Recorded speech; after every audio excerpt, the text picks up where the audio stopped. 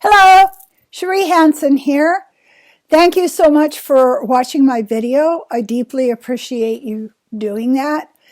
I would also like to ask you, if you haven't subscribed yet, to subscribe and to like. If you know somebody that would benefit from something I'm talking about, do share what I'm saying with them. Today, what came to me as very, very important thing to talk about is our relationship with the self. Well,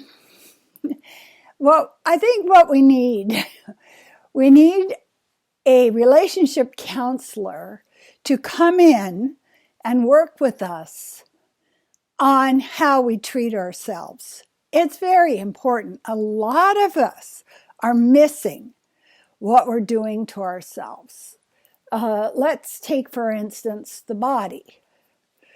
When I feel sad or grief or low self-esteem or frightened, I can make a choice to move in. Let's say you have a child and the child is crying, the child is upset. Instead of giving the child a hug, you give them a chocolate cake. You give them sugar. You give them, and I saw this when I was up north, you give the 2-year-old a beer bottle, and that'll make it all better. If we can get to a place where we step back and observe the way we are treating ourselves, we start to get a clearer picture of why it's taking so long. This is the thing that I keep coming back to in my life. It's like, why did it take you so long? Well, because I didn't have somebody there to show me how to treat myself. I didn't have somebody there to teach me how to show myself love. And the mistakes we make are because we don't see it. It's not like we're so dense and we're just a loss of every kind of intelligence. No, it's because it's not being modeled for us. So, as we go through life, if we can manage to get to a place where you step back and you look at yourself and ask the question, how would my 3-year-old or my 4-year-old or my 10-year-old react to being treated this way? And I'm going to start with the body because that's always a good indicator. If you are not sleeping enough, if you are not drinking enough water, if you are not eating in a mindful, healthy way, you're going to have a greater anxiety that is living in your body. Now you have to treat that. But you don't know how to treat it. So you reach for the chocolate cake, or you watch 16 hours of Netflix, or you go to alcohol, or you go shopping. And the problem is all around us. We see other people who have no idea what kind of a relationship they have with themselves. That's the problem right there. If I had these negative thoughts about a young girl, a neighbor, a friend, oh, you're a loser, you can never do it right, why is it taking you so long, you're just wrong-headed, you're making mistakes. Now, try throwing that at another person and see how they react to it. What we're doing is we are because we're just following the prompts of our culture, actually sabotaging our own grounding. We're sabotaging our own skill at healing ourselves, at making ourselves more smooth. Smooth, baby, just smooth, no rough edges. You're not going to cut your fingers when you lift me up. Nope. So I think the two-chair method really works well. I've tried this with a lot of the people I'm coaching and asked them to do it. So you sit in one chair and you ask your spirit, your soul, your interior child, what's going on? And then you get really quiet, move into the other chair, and just let it come out. I feel frightened. I don't trust the world. I'm not sure of myself. I'm not secure in the way I take care of myself. My body is holding anxiety. My body is holding fear. I am watching other people to validate me. Then you can move back into the self chair and you can talk to this tremulous, insecure, traumatized little child spirit and assure this spirit that you've got this. It's okay. You're safe with me. I'm going to make sure you drink enough water. I'm going to make sure you get good sleep. I'm going to make sure that when negative thoughts come up and I'm tempted to yell at you or say bad things to you, I'll switch it around and I'll be in a supportive place. Look at you go. Look what you've learned. Look at this. And at the end of the day, it's so good for us to try the practice of seeing what good we did. You know, I had such deep work addiction. At the end of the day, if I didn't do a bunch of stuff, then I felt like I wasn't valid. I wasn't a real person. I had to work, I had to produce, I had to get through a checklist. And then I came across this practice of, as I'm going to sleep, I thank myself. For instance, yesterday I got I got a vaccination for respiratory virus, and I felt tired.